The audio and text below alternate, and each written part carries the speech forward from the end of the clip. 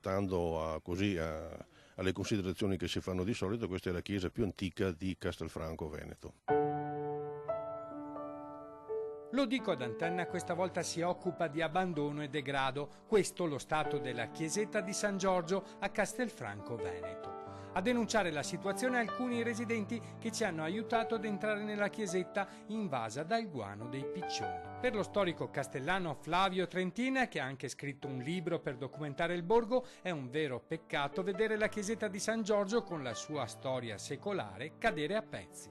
È un peccato che versi in queste condizioni. Ma certo è una bestemmia, non è un peccato solo, insomma, è un'eresia che versi in queste condizioni. Una chiesa così antica, così carica di storia, così carica di tutto, ecco, anche di umanità stessa, non è uno spettacolo decente né porta onore al nostro territorio, insomma.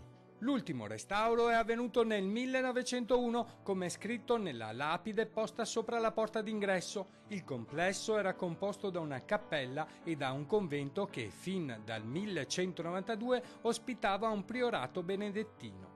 Più di 1000 le firme raccolte dai residenti che ora chiedono al mondo della politica, al comune e alla sovrintendenza di intervenire.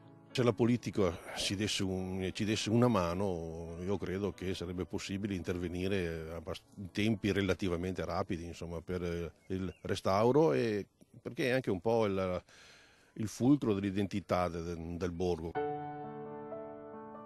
Chi ha vissuto qui si ricorda che nella chiesa si celebrava la messa, in particolare il 23 aprile, giorno appunto di San Giorgio, o si teneva la recita del rosario.